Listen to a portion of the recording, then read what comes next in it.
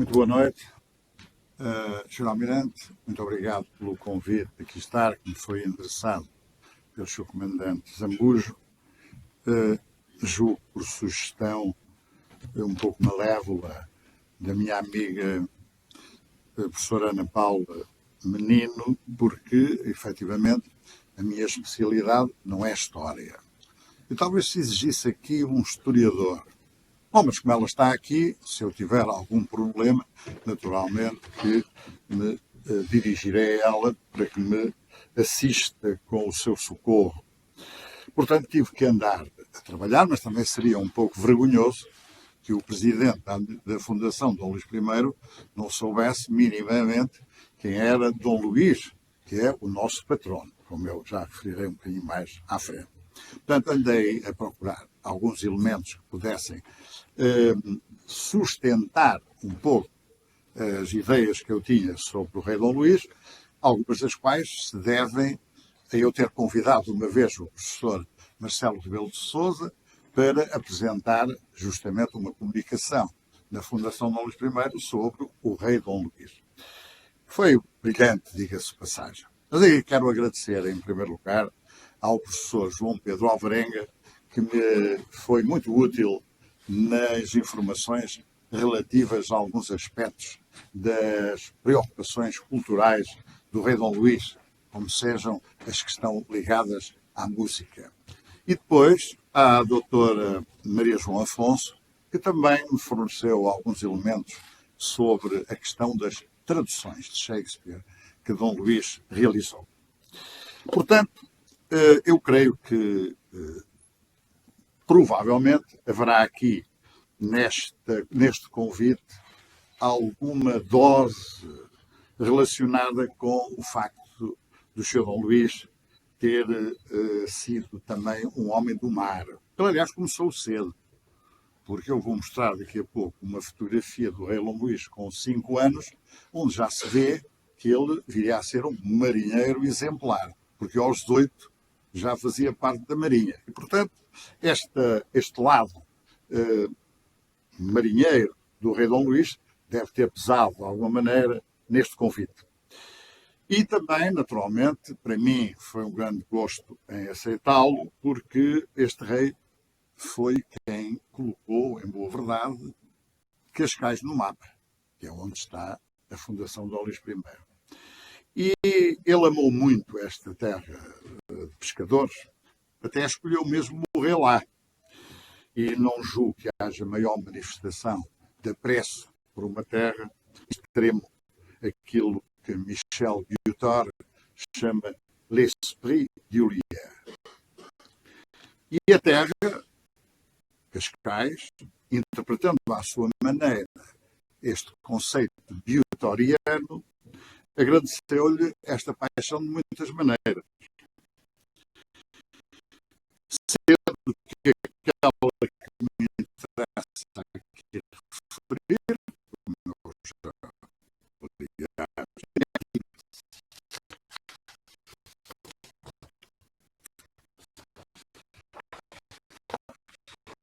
portanto, não é da paixão de Dom Luís pelo mar que vamos falar, porque fazê-lo aqui, aliás, só poderia ser uma manifestação de estultícia da minha parte, já que nesse campo de interesse haveria assuntos vários sobre os quais discorrer, como sejam a iniciação marinheira aos 8 anos, o acompanhamento do almirante Baca quando uma esquadra inglesa fez manobras no Tejo, mais tarde as missões na Madeira, nos Açores, em Inglaterra, Tanger, Angola, Gibraltar e França, bem como o interesse que sempre manifestou por astronomia, cartografia e balística. Como se sabe, Dom Luís também se dedicou a isso e até terá inventado uma solução para... Aqui está ele, um jovem já com posse de marinheiro, como se pode perceber. Não é de 5 anos, o senhor Dom Luís.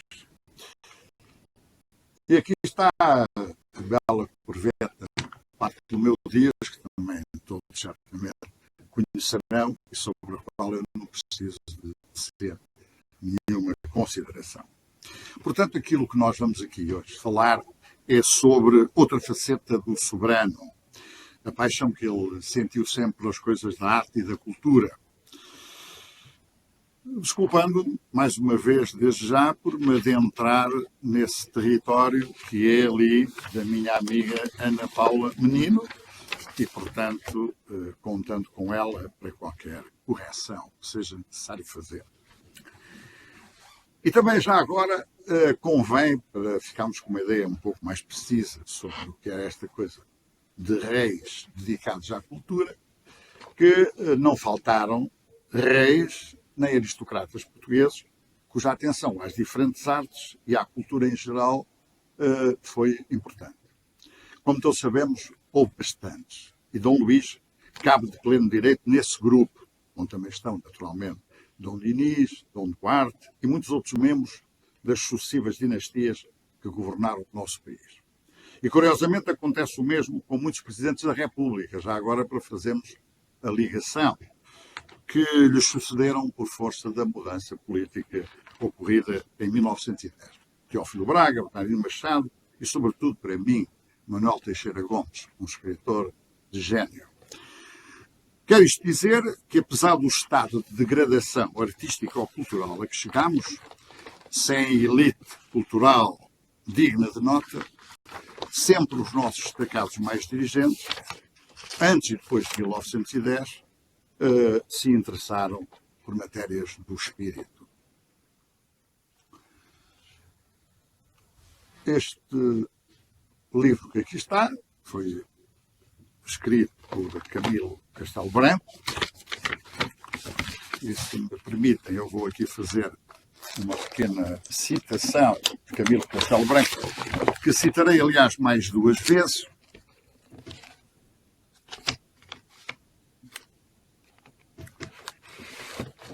Escreveu Camilo o seguinte nesse livro, que tem que ver, aliás, com o rei Dom Luís, como se percebe. Nas três dinastias de monarcas portugueses, a história literária teve cultores que a nobilitaram e impulsionaram. Foi o Sr. Dom Dinis um dos primaciais poetas do seu século.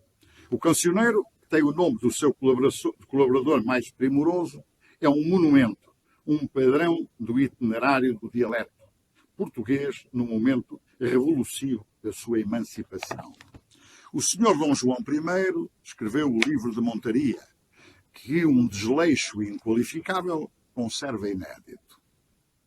O Sr. Dom Duarte reuniu uma livraria e auriu nos raros mananciais daquela época as sementes que floriram nos seus livros Leal Conselheiro e a ensinança de bem cavalgar toda a selva. Seu irmão Dom Pedro, Duque de Coimbra, escreveu distintamente e primou entre os escritores arrolados no Cancioneiro de Rezende, pelo seu menosprecio del mundo.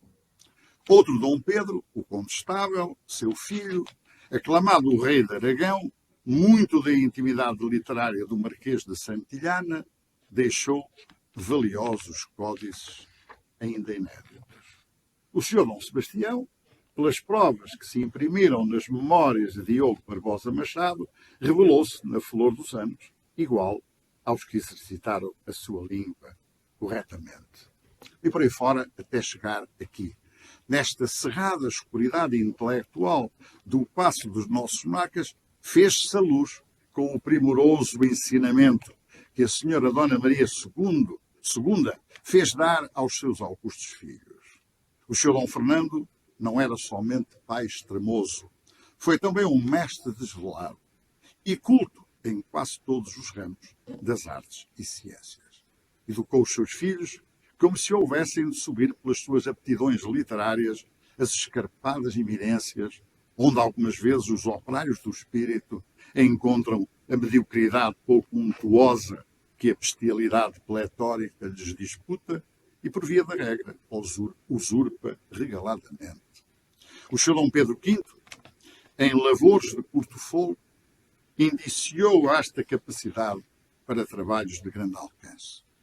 E concluiu, o Sr. Dom Luís I, não se dá ao estudo apenas como um agradável feriado de outras ocupações consentâneas à realeza. Tem feito da leitura e do mesmo passo que a descreve uma grandeza sua própria a outras que o nascimento lhe deu, encarece o valor dos que lidam na despremiada faina das letras, cooperando e encontrando-se com eles na mesma aspiração. É uma honra de que hão de desvanecer-se aqueles mesmos que não derem de si um alto testemunho de que apressam. Por isso, creio que estas palavras de Camilo são suficientes para caracterizar esses reis que efetivamente se interessaram pela cultura e pelas artes, e em especial, naturalmente, o rei Dom Luís não seja desadequado nem despiciente começar por uma das grandes paixões do rei Dom Luís, que é a música. Isto, naturalmente, teve a sua origem na própria natureza dos ensinamentos que os pais entenderam dar aos pais, a rainha Dona Maria II e o rei Dom Fernando, Saxe-Coburgo, que entenderam dar aos seus filhos. E, naturalmente, que este papel, quer da rainha Dona Maria II, quer do rei Dom Fernando, que aqui vos trago estes dois belos retratos, foram absolutamente fundamentais para que os príncipes tivessem esta formação cultural e artística que veio a marcar a sua vida. Consta que o próprio Visconde da Carreira, que foi preceptor dos príncipes, e que até não era mau violinista, diga-se de passagem, provavelmente não creio que tivesse grandes dotes, mas era um violoncelista muito interessado. É muito provável que tenha tido também um papel importante nesta formação do rei Dom Luís, a quem, aliás, deixou em testamento um belo violoncelo. E também se pode aqui referir que o rei Dom Luís foi proprietário de um violoncelo com a assinatura do construtor António Stradivari, e que tinha pertencido a um conhecido professor do Conservatório de Paris, de origem belga, e que manteve esse instrumento até à sua morte. E o rei Dom Luís acabou por comprá-lo. E comprou em 1878, tendo este violoncelo a data de 1725, por 20 mil francos. Era uma soma razoável para pagar por um violoncelo, mas que, naturalmente, ele, o instrumento, bem merecia. Este instrumento, que veio do Palácio da Ajuda, foi cedido ao Conservatório Nacional em agosto de 1937 e agora está na posse do Museu Nacional da Música. Portanto, retornando à meada, que entretanto perdemos aqui com esta incursão pelos violoncelos, o ensino da música dos príncipes foi atribuído desde 1844 ao conhecido Manuel Liberato dos Santos, que era um músico razoavelmente experimentado e que a corte apreciava bastante. Em 1826 já era mestre de música da família real e foi professor, nessa altura, da infanta Dona Isabel Maria e das irmãs. Parece ter sido a própria infanta Dona Isabel Maria que terá aconselhado a senhora Dona Maria II a convidar Manuel Inocêncio Liberato para professor dos filhos. E não há nada melhor para os professores, estão aqui vários, do que encontrar alunos dedicados e dotados. Às vezes temos dedicados, outras vezes temos dotados, não são dedicados. Eu prefiro sempre que sejam dedicados pelo menos. pois os dotes logo se apreciarão. Mas no caso de Dom Luís, ele era efetivamente as duas coisas. Um aluno dedicado e um aluno dotado. E os pais, naturalmente, sentiam-se extraordinariamente satisfeitos com este comportamento, quer do rei Dom Luís, quer do rei Dom Pedro.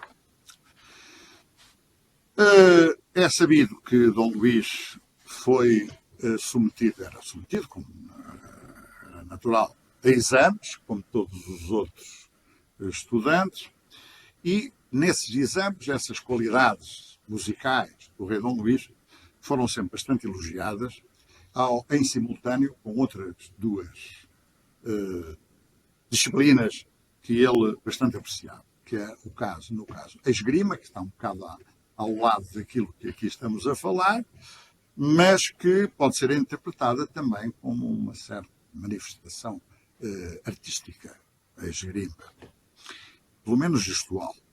Mas também no domínio das línguas, que nos vai interessar posteriormente quando falarmos sobre as traduções. O rei Dom Luís, além do mais, para além deste interesse pela música, também tinha interesse pela execução, por tocar. E tocava piano e violoncelo de forma bastante competente, diga-se de passagem. E isso é um aspecto que depois tem alguma importância para percebermos por que razão é que alguns dos mais importantes compositores da época dedicaram obras ao rei Dom Pedro e também, naturalmente, ao seu pai, Dom Fernando. Diz-se, aliás, consta que na viagem que o rei Dom Pedro tinha uma grande vocação por aspectos relacionados com as artes e a cultura em geral, e que o rei Dom Pedro se preocuparia com questões de caráter mais técnico, o que é perfeitamente natural. Quando Dom Luís se tornou rei, em 1861, por força da morte do irmão Dom Pedro, foi-lhe necessário, naturalmente, procurar encontrar forma de compatibilizar os seus interesses artísticos e culturais com o exercício do cargo de rei, coisa que ele, por sinal, soube fazer com excepcional proficiência.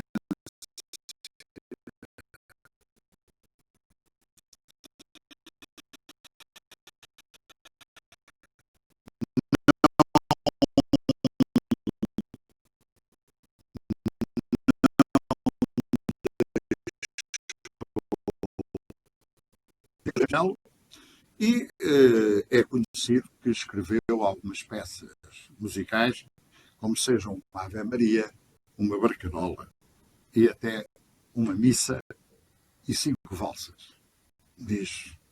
Dizem os que estudaram essa matéria. Também se sabe que o rei Dom Luís era um frequentador assíduo do Teatro de São Carlos, era um grande apreciador de ópera, e também se diz que terá feito uma ligação telefónica para a Cidadela de Cascais, de modo a poder ouvir uma ópera que se estava a passar no Teatro de São Carlos. Eis o violoncelo. Isto era a Rainha Vitória, quando ele lá esteve em Inglaterra, e cá está o rei Dom Luís executando uma peça no seu violoncelo. Aqui talvez não esteja a executar, mas sim a posar para a fotografia, mas seja como for, naturalmente que se percebe que o rei Dom Luís, tal como naquele outra imagem, com 5 anos já se percebia que ele havia de ser marinheiro, aqui também se percebe que ele seria um razoável violoncelista. Portanto, como eu há pouco disse, este gosto do rei garantiu-lhe o apreço de muitos desses compositores, e um deles foi Rossini, que ofereceu ao rei Dom Luís uma peça Devo dizer que está ali a peça que o Rossini, a quem escreveu uma carta para lembrar-lhe que ele lhes tinha feito uma promessa. E era uma promessa de uma coisa que provavelmente não seria de sumenos para Rossini. Diz ele: não se esqueça de me mandar aquela garrafa de vinho do Porto que me prometeu quando chegar a Lisboa, porque promissio boni viri est de obligatio e a buon intenditor poche parole. Está tudo dito. Creio que o rei Dom Luís percebeu perfeitamente aquilo que Rossini pretendia. Curiosamente, Rossini também ofereceu uma peça sua ao rei Dom Fernando. Esta está em Vila Viçosa e, curiosamente, mal catalogada. Está lá a dizer que foi oferecida ao senhor rei Dom Luís, o que é mentira, porque essa foi oferecida a Dom Fernando. Esta iniciativa para honrar, naturalmente, essa grande figura da cultura do tempo que foi Dom Fernando. Curiosamente, aqui está uma lista, e não vou voltar a porque isto é só para terem uma ideia do número de compositores nacionais e estrangeiros que resolveram dedicar peças ao rei Dom Luís. Portanto, isto pode tudo ser encontrado, naturalmente, no catálogo da música manuscrita que está na Biblioteca da Ajuda. Mas estão ali os nomes bastante sonantes, diga-se, da época. Uma das outras artes que preocupou o rei Dom Luís, ou mais propriamente o interessou, foi a pintura.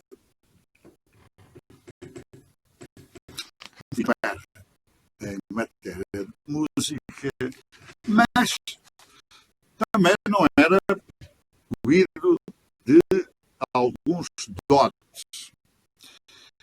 Naturalmente, sempre, mais uma vez, por causa da influência exercida sobre ele pelo pai da matéria de pintura. E, portanto, foi, naturalmente, também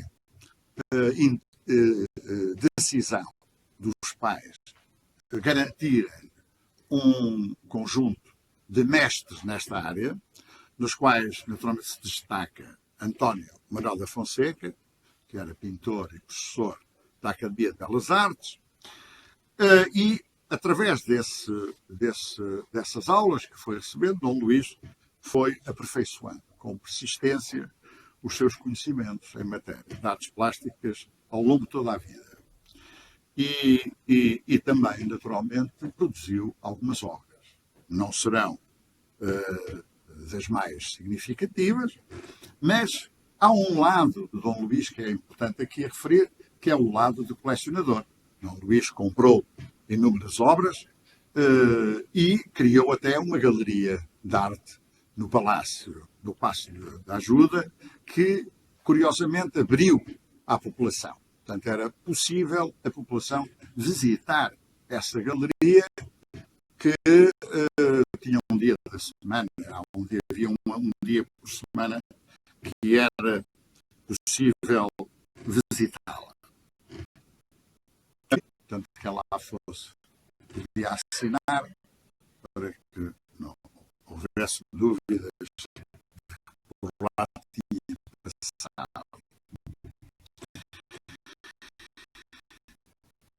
Era uma, digamos que esta coleção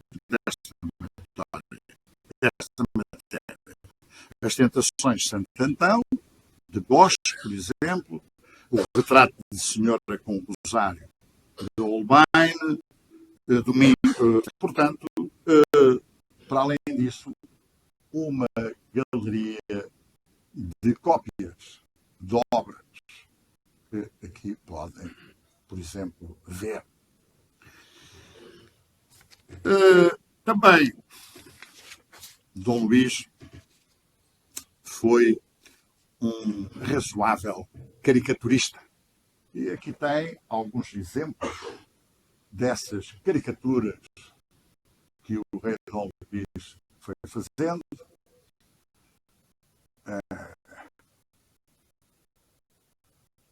Não é, não é o caso, isso é outra coisa. Vamos terminar aqui. Para voltar à questão da galeria de pintura, era importante referir que teve um impacto muito significativo em termos artísticos e culturais esta decisão que o rei tomou e que todos os jornais da época, e nós sabemos que na época havia posições bastante divergentes sobre a monarquia, mas a verdade é que a maior parte dos jornais referiram com grande cópia de elogios esta decisão do rei Dom Luís de abrir a galeria. Isso pode, aliás, ver-se num texto do Diário de Notícias do dia 18 de outubro de 1867, na qual Dom Luís é muito elogiado por ter tomado esta decisão.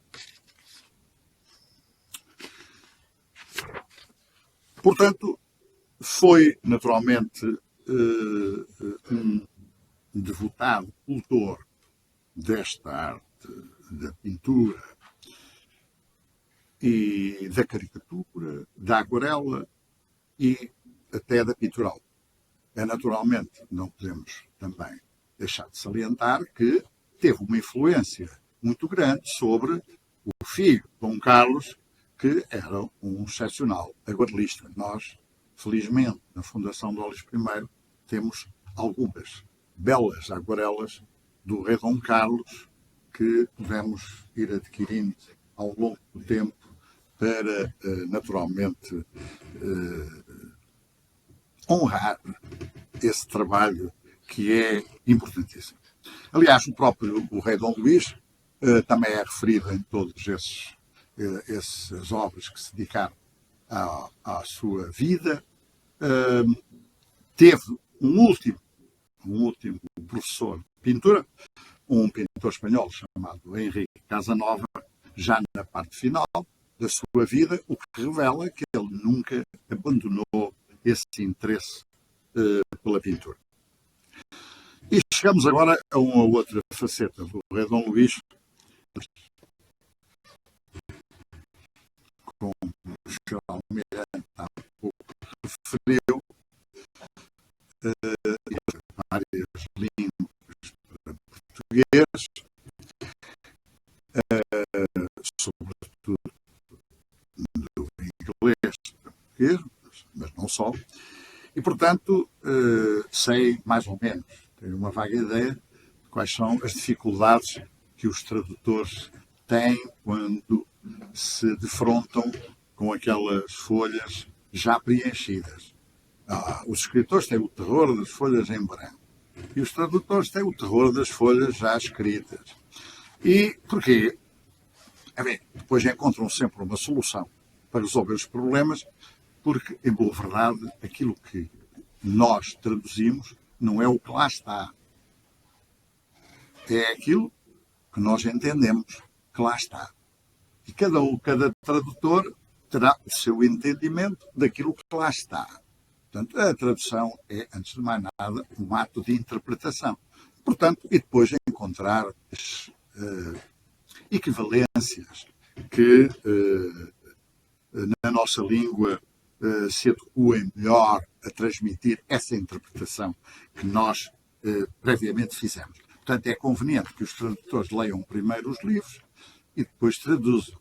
Eu já ouvi defender que a tradução devia ser feita de uma forma mais ou menos ignara, isto é, sem que o tradutor tivesse lido previamente o livro e traduzido diretamente das folhinhas que lá tem à frente, o que me parece um ato um pouco deslocado. Pelo menos para os leitores, coitados, que depois terão de ajustar com aquelas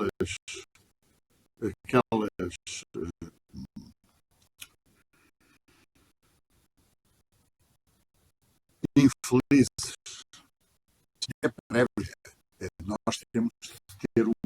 conhecimento dessas línguas das quais vamos traduzir. A educação, ele foi naturalmente preparado para dominar várias línguas. E a primeira delas todas era, obviamente, o alemão, visto que era a língua que o pai falava. Mas também o francês, o inglês, o espanhol e até o italiano, já numa fase um pouco mais avançada. Mas isto transformou no rei num poliglota. E isso foi muito benéfico, como já veremos. No que diz respeito ao estudo da língua inglesa, arranjaram-lhe um professor chamado Carlos Milton Gravely, que começou a ensiná-lo, até porque foi nomeado para isso por um decreto régio de 5 de agosto de 1847, começou a ensinar-lhe a língua inglesa.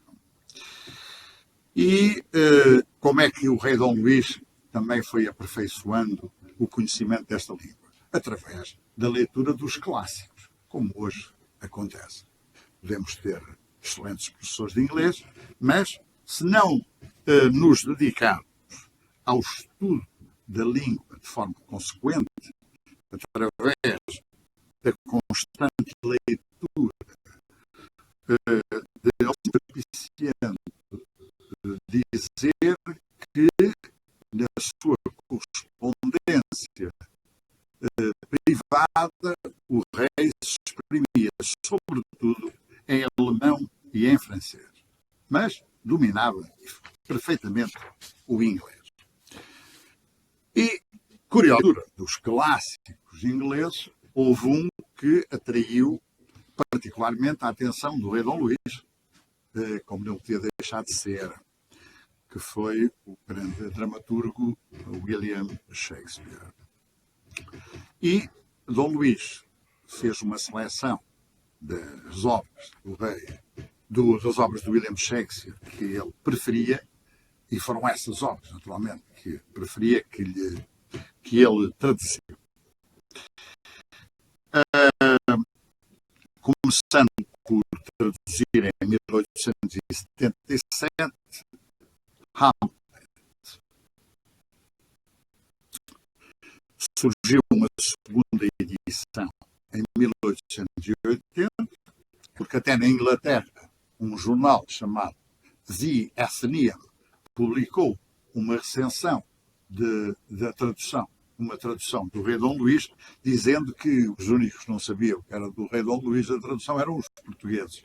Mas também não é bem verdade, porque os portugueses sabiam isso, e o rei Dom Luís também não escondia tudo, porque essa segunda edição, 1880, ele pôs lá uma notinha dizendo: propriedade cedida por Sua Majestade El Rei à Associação das Creches. Portanto, e através da venda destes exemplares, as creches obtinham dinheiro para a sua subsistência, que era uma manifestação, naturalmente, de interesse social da parte do rei.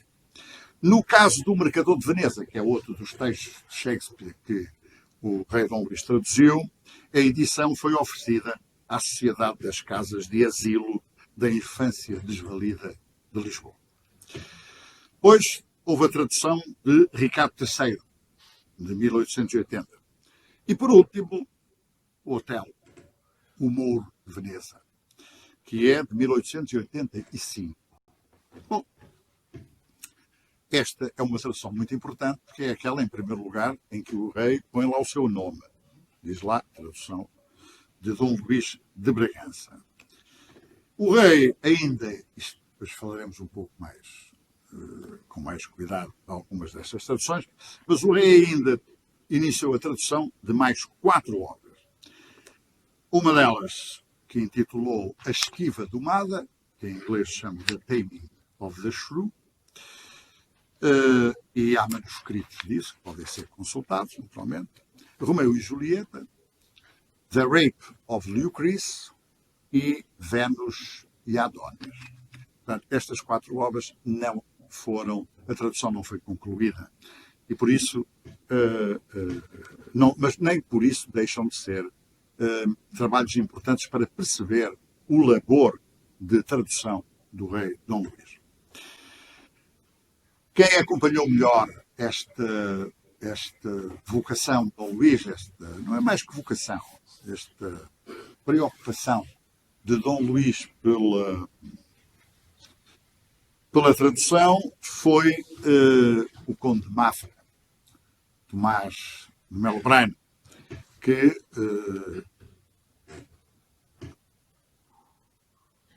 ali naquela coisa não se lê muito bem, está um bocadinho torta, mas é Tomás de Melo Braine a dizer o que é que o rei Dom Luís fazia quando se dedicava à tradução, que era meter-se no seu quartinho com alguns conselheiros de tradução, e que ninguém o incomodasse, porque ele dedicava-se àquilo com total afinco, e por isso mesmo confirma aquilo que todos os tradutores ainda hoje sabem, que o ato da tradução implica efetivamente muita atenção e que não pode ser interrompido, sob pena de se perder por completo algumas das decisões que, entretanto, tínhamos decidido tomar. Os conselheiros mais próximos do rei Dom Luís são também conhecidos: António José Vial, Tomás Ribeiro e Luís Campos. Todos eles, efetivamente, tiveram um papel importante no aconselhamento de Dom Luís para correção de alguns aspectos das suas traduções. Aqui também há uma outra questão que talvez não seja, que deva ser referida. É que a obra de William Shakespeare não era desconhecida em Portugal, obviamente. Havia muita gente que conhecia Shakespeare. E havia traduções de Shakespeare. Só que essas traduções não eram feitas do original inglês. Eram feitas a partir do francês. E o rei Dom Luís foi o primeiro tradutor de Shakespeare a partir do original inglês. Isso é importantíssimo para a recepção do bardo em Portugal. Quem é que influenciou, naturalmente, Dom Luís para tomar esta decisão de traduzir do inglês? Foi, obviamente, o senhor Dom Fernando, que aqui está numa pose garbosa, como compete a um rei consorte. E este senhor Dom Fernando, como nós sabemos, nasceu numa terra muito civilizada, que tinha por capital Viana, onde ele foi mesmo o sítio onde ele nasceu. Tinha uma visão muito liberal da educação dos príncipes. E, por isso, manteve sempre, ao longo da vida, essa preocupação de lhes dar uma educação que fosse vasta, variada e requintada. Que às vezes não é bem assim. E aqui é importante referir que Dom Luís era o segundo filho e, portanto, poderia perfeitamente não ter tido o mesmo tipo de educação que teve o irmão mais velho, que era suposto ser o rei, naturalmente. Mas, ao contrário do que seria expectável, os pais, Dona Maria II e Dom Fernando, entenderam que os dois filhos deviam ter exatamente o mesmo tipo de educação. E entra aqui uma figura que também é referida nas obras que se dedicam à família real, que é a coordenação dos estudos. E o responsável pela coordenação dos estudos era um alemão chamado Karl Dietz, que era, antes de mais nada, um calvinista de boa cepa. Portanto, eu tenho uma propensão para gostar de calvinistas, não sei porquê, e esta figura do Karl Dietz é uma figura que me agrada bastante, porque mais tarde, como acontecia aos calvinistas em países católicos, ele foi afastado do cargo pelas suas convicções religiosas e também porque essas convicções religiosas o levavam de vez em quando a intrometer-se em assuntos que não lhe diziam propriamente respeito, como seja a política. E então este Karl Dietz gostava de intervir também em matérias da política do reino, e isso foi-lhe fatal, porque houve uma fortíssima corrente no sentido de ele ser afastado, apesar dos esforços que foram feitos sempre pela Rainha Dona Maria II e por Dom Fernando, que tinham por ele uma verdadeira estima intelectual. Ora, os príncipes, então, sob a orientação do Karl Dietz, dedicaram-se ao estudo de algumas disciplinas, que eu devo já dizer que aqueles que aspiram hoje à política talvez ainda devessem incluir nas suas preocupações intelectuais. Como seja a caligrafia, porque temos visto aí textos escritos, manuscritos de alguns políticos que são absolutamente impenetráveis, não faria mal que tivessem grego, também dava jeito, porque permitiria seguramente conhecer, por exemplo, os primeiros que falaram sobre democracia e até aqueles que condenaram a poesia e os poetas, também valia a pena saber disso. A história, a retórica, e também dava um jeito que alguns dos nossos políticos tivessem estes conhecimentos, porque não entendemos minimamente o que eles dizem. Filosofia racional e moral, moral também é um aspecto que era importante, princípios de direito natural, francês, latim, para quem não estuda matemática é importante para ter um pensamento mais organizado, matemática, história natural, inglês, desenho e pintura, música, ginástica e alemão, e esta ligação é boa, ginástica e alemão, dança, esgrima e arte da cavalaria. Portanto, estavam aqui, no fundo, as disciplinas todas necessárias a que estes príncipes se distinguissem no seu tempo, coisa que eles fizeram.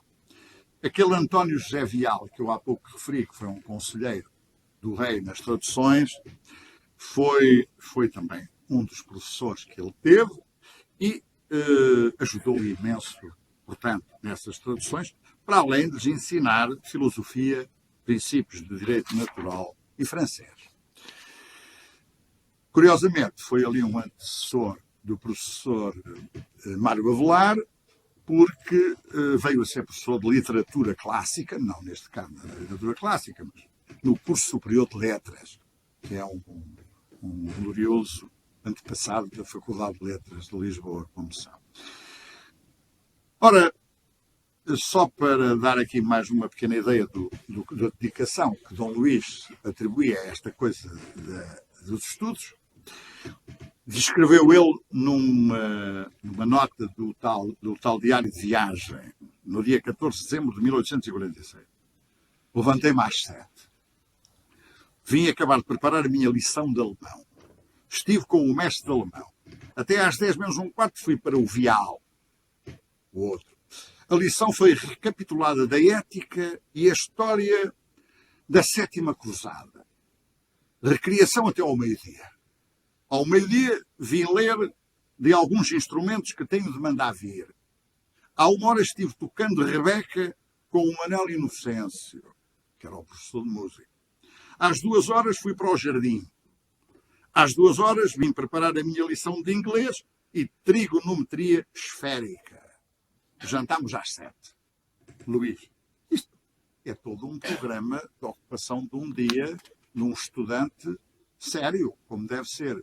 E ainda por cima, com esta coisa de jantar às 7, que é um hábito que eu partilho e que considero extremamente útil para mantermos uma certa dignidade.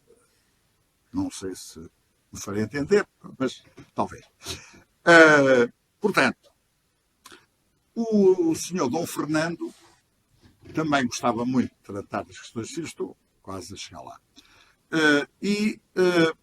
escreveu que muito bom enquanto à latinidade e francês e inglês, sobretudo nas traduções. Estão os senhores igualmente adiantados na história e geografia, assim como no desenho e música, tendo o senhor Dom Luís feito nesta última arte grandes progressos. São em geral dignos de louvor e fazem a honra aos seus mestres.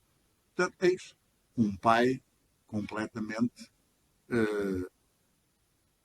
babado pelas capacidades que os filhos revelavam, em particular Dom Luís, pelas artes e pelas letras. Há aqui um aspecto também importante que convinha que os políticos portugueses atuais também fizessem, porque não tem mundo, como nós sabemos, os políticos atuais, aquilo que eles mais ou menos conhecem é muito pouco para cá do umbral da porta das casas onde nascem. O senhor Dom Luís e o irmão viajaram por toda a Europa, o que lhes deu naturalmente uma capacidade de conhecimento de aspectos muito diferentes daqueles que eram domésticos e abriram-nos a cabeça para as ideias dos outros. Como nós sabemos, quando nós não nos queremos confrontar com os outros, isso é um sinal de fraqueza evidente.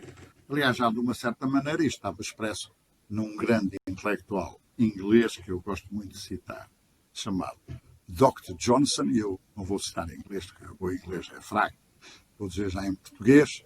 O patriotismo, interpretando o patriotismo como um nacionalismo estreito, é o último refúgio dos canalhas. Estes reis não tinham nada essa visão. Tinham uma visão aberta de contacto com os outros e estavam sempre disponíveis, naturalmente, para apreender aquilo que os outros tinham.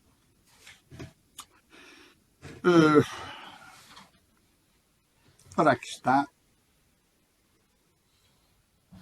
Então, a primeira tradução do Sr. Dom Luís, que foi feita em 1877. Depois veio o Mercador de Veneza, em 1879, o Ricardo III, em 1880, e o Otelo, em 1881.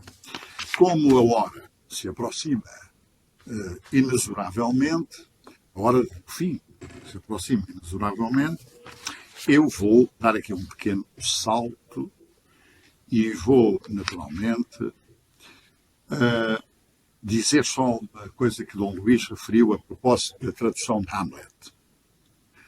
Escreveu ele: tendo lido por diferentes vezes esta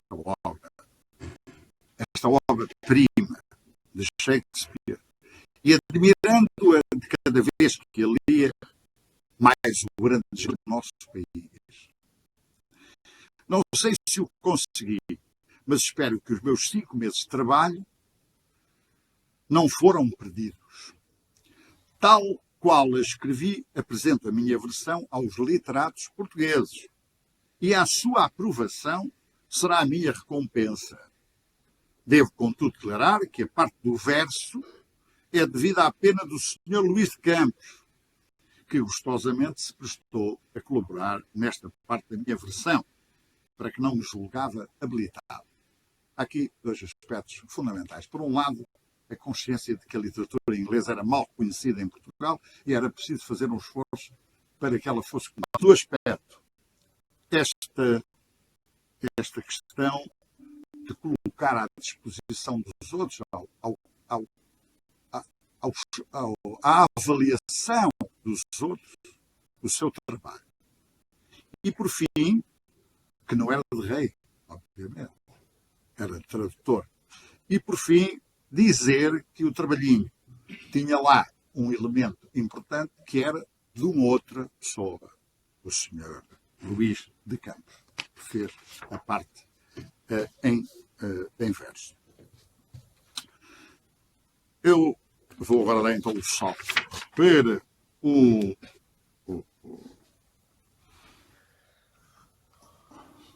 esta senhora que aqui está, que é branca de Conta Colasso, escreveu nas memórias dela, Memórias da Marquesa de Rio Maior, e diz que o rei, sempre que tinha convidados que dominavam a língua inglesa, perguntava-lhes qual era a opinião deles sobre aspectos das suas traduções, o que é também revelador do caráter do rei.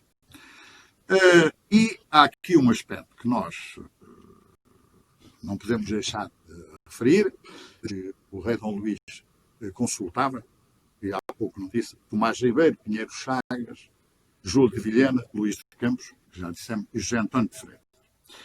Ora, acontece que o rei Dom Luís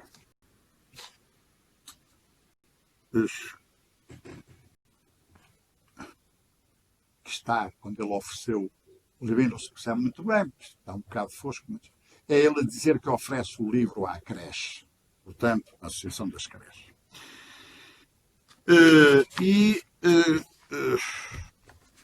Uma nota, porque o rei também estava sujeito, naturalmente, à crítica, uma nota anedótica que surgiu num desses jornais que eram da oposição do tempo, num linguajar estranho, e que dizia o seguinte: Mr. Brazonis representará tudo da próxima época, le Hamlet of Saki Spira. Nos atendam que este Brazonis dá ler muchíssimo longe, se tiver poucos calos e boots largos. Portanto, também não era isto, não foi isto que afetou essa dedicação do rei Dom Luís pela tradução e, portanto, passou à frente e continuou a fazer as suas traduções sem mais nenhuma preocupação com estas críticas, aliás, que não tinham nada a ver com a própria qualidade da sua tradução, mas sim com outras coisas. E aqui temos um mercador de Veneza, Ricardo III, e agora aqui aquilo que nos interessa, que é esta nota introdutória que o rei Dom Luís escreveu para a tradução de Otelo. Publicando a tradução de Otelo, uma das obras mais monumentais de Shakespeare, entendi que seria um crime mutilar esta tragédia por mal cabido pudor, deixando de traduzir frases que, embora rudes, não me julguei autorizado a eliminar. Fiz uma tradução quase literal. Não quis ter o indesculpável orgulho de emendar e dar tardias lições a Shakespeare, o grande gênio britânico, que, se essas frases empregou, teve, por certo, razões para o fazer, as quais me não é dado escrutar. Segui-o, obedeci à linguagem do mestre e, como tradutor, devo estar isento para o público da responsabilidade da linguagem, que ele, por certo, hoje não empregaria, mas que a fidelidade da tradução me obrigou a conservar. De outro modo, seria uma imitação que nunca firmaria com o meu nome, apresentando-a como tradução.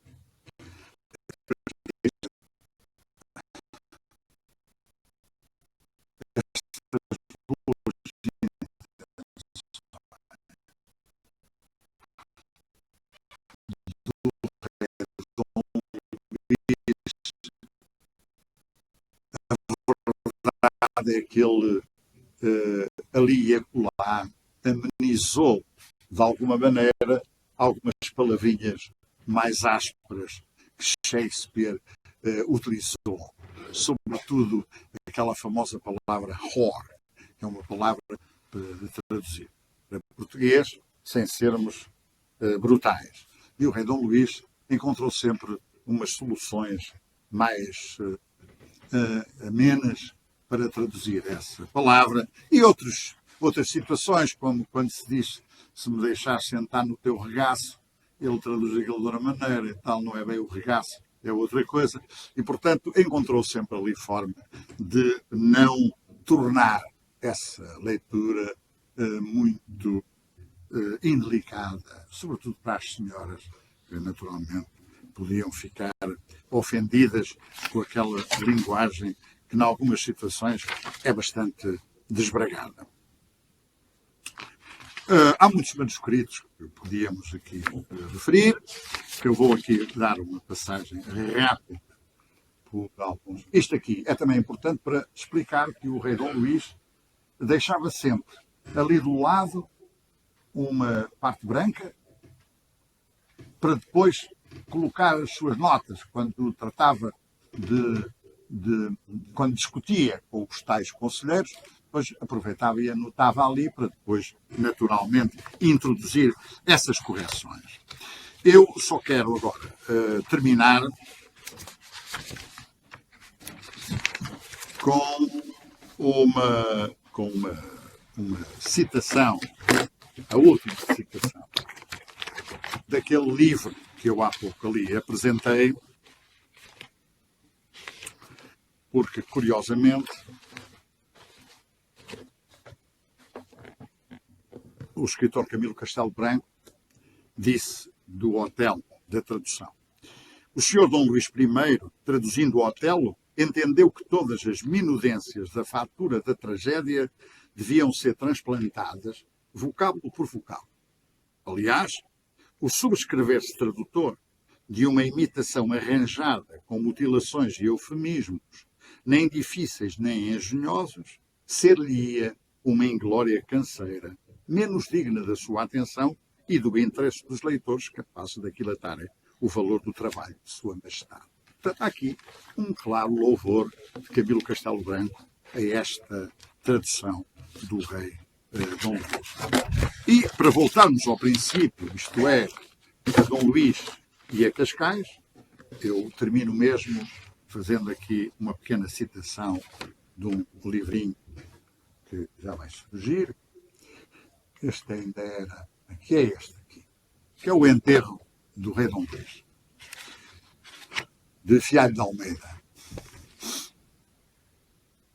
Segunda-feira, 21 de outubro, pelas 10 horas da noite, foi o cadáver do rei trazido da alcova mortuária de Cascais para o grande coche que devia arrastá-lo até aos Jerónimos.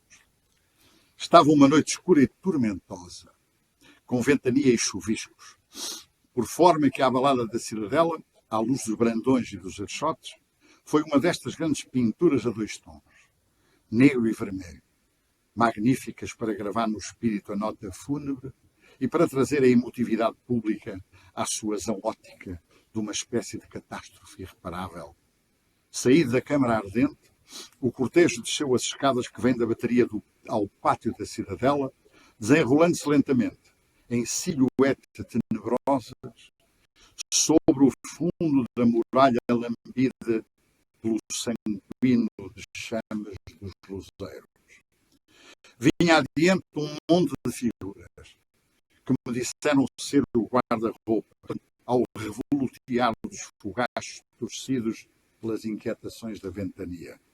E logo após o grande vulto da turba, coberta de veludo roçagante e trazida em padiola por archeiros fardados de vermelho e de amarelo. Aquele enorme caixão vinha sem pressa. E de onde eu estava, parecia que alguém por detrás se lhe tinha agarrado à cabeceira, como quem se abraça, desesperado, a uma jangada que vem de rostilhão por uma cheia. Esta descrição, que é, de facto, riquíssima, e depois continua, e, naturalmente, quem tiver curiosidade, depois poderá, isto foi publicado até pela Câmara de Cascais neste pequeno opúsculo, poderá, naturalmente, consultar e ler integralmente este enterro de Dom Luís de Fialho de Almeida. Só concluí mesmo dizendo que Dom Luís morreu na cidadela de Cascais, em grande suplício, com uma doença que ainda hoje não se sabe exatamente o que foi. Há várias suspeitas, é certo, mas não há uma certeza absoluta sobre a doença que vitimou Dom Luís. Sendo certo, isso sim, sabe-se perfeitamente que foi um sofrimento colossal aquele que acompanhou os últimos dias do rei, que quis lá ficar em Cascais a olhar para o mar. Porque, efetivamente, Dom Luís, apesar de todas estes estes seus interesses e preocupações, muito obrigado pela vossa atenção.